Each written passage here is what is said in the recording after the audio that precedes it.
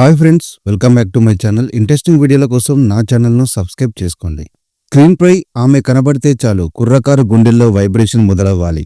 పొడవాటి కాళ్ళు, మత్తెక్కించే కళ్ళు, మైమరిపించే నడుము.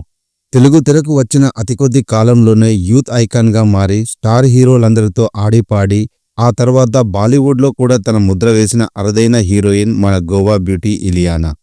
తన తొలి సినిమాతోనే సెన్సేషన్ క్రియేట్ చేసి ఒకానొక దశలో సౌత్ ఇండియాలోనే అత్యధిక పారితోషికం తీసుకున్న నటిగా ఎదిగారు ఆమె. ఇలియానా డిక్రూజ్ 1986 నవంబర్ 1న మహారాష్ట్రలోని ముంబైలో జన్మించింది.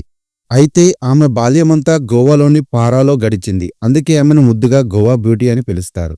ఇలియానాది భిన్న సంస్కృతుల కలయిక ఉన్న కుటుంబం. ఆమె తండ్రి రొనాల్డో లియో ఒక రోమన్ క్యాథలిక్, వృత్తిరీత్యా ఆయన ఒక లాయర్. తల్లి సమీరా ముస్లిం. వీరిది ప్రేమ వివాహం. ఇలియానా అనే ఈ పేరుకు గ్రీకులో ప్రకాశించేది లేదా దివిటి అనే అర్థాలు ఉన్నాయి. ఆమెకు 3 సోదరీమణులు మరియు ఒక సోదరుడు కూడా ఉన్నారు. ఆమె గోవాలోని సెయింట్ జేవియర్స్ నుంచి స్కూలింగ్ పూర్తి చేసింది. సినిమాల్లోకి రాకముందు ఇలియానా మోడలింగ్లో తన కెరీర్ను ప్రారంభించింది. చిన్న వయసులోనే ఆమె తల్లి పనిచేస్తున్న హోటల్ మేనేజర్ సలహా మేరకు మోడలింగ్లోకి అడుగుపెట్టింది. మొదట్లో కొన్ని యాడ్స్ చేసినా బాలీవుడ్ దర్శకుడు రాకేష్ రోషన్ డైరెక్ట్ చేసిన ఫెయిర్ అండ్ లవ్లీ యాడ్ ఆమె కెరీర్కు టర్నింగ్ పాయింట్గా మారింది. వైవిఎస్ చౌదరి దర్శకత్వం వహించిన దేవదాసు చిత్రంతో తెలుగు చిత్ర పరిశ్రమలో అడుగుపెట్టింది. ఈ సినిమా కమర్షియల్గా విజయం సాధించడమే కాదు, ఆమె ఫిలింఫేర్ అవార్డును కూడా సొంతం చేసుకుంది. అదే సంవత్సరం పూరి జగన్నాథ్ దర్శకత్వంలో మహేష్ బాబు సరసన నటించిన పోకిరి సినిమా ఇలియానాను కెరీర్ను శిఖరానికి చేర్చింది. ఈ చిత్రం నాటి తెలుగు సినిమా రికార్డును తిరగరాసింది. తెలుగులో అగ్రతారగా వెలుగొందుతున్న సమయంలోనే ఇలియానా ఇతర భాషల వైపు దృష్టి సారించింది. 2006లో కేడీ చిత్రంతో తమిళంలోకి అడుగుపెట్టింది.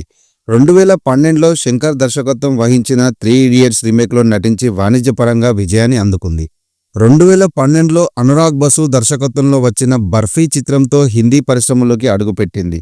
ఈ సినిమాలో ఆమె నటనకు విమర్శకుల ప్రశంసలు దక్కాయి. బర్ఫీ సినిమాకు గాను ఆమెకు ఫిలింఫేర్ ఉత్తమ తొలినటి అవార్డు దక్కింది.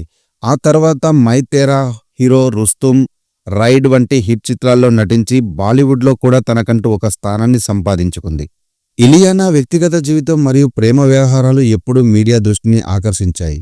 ఈ క్రమంలో ఆస్ట్రేలియన్ ఫోటోగ్రాఫర్ అయిన ఆండ్రూ నిబోన్తో ఆమె కొంతకాలం పాటు రిలేషన్షిప్లో ఉంది. వీరు లివ్ ఇన్ రిలేషన్షిప్లో ఉన్నారని, రహస్యంగా పెళ్లి చేసుకున్నారని కూడా వార్తలు వచ్చాయి.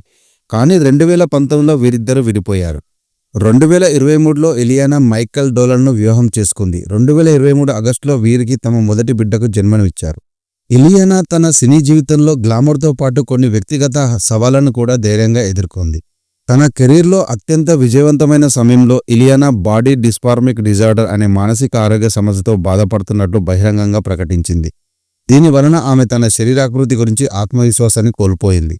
తన బాడీ షేమింగ్ను ధైర్యంగా ఎదుర్కొని మానసిక ఆరోగ్యం గురించి బహిరంగంగా మాట్లాడిన అతి కొద్ది మంది సెలబ్రిటీలో ఇలియానా ఒకరు.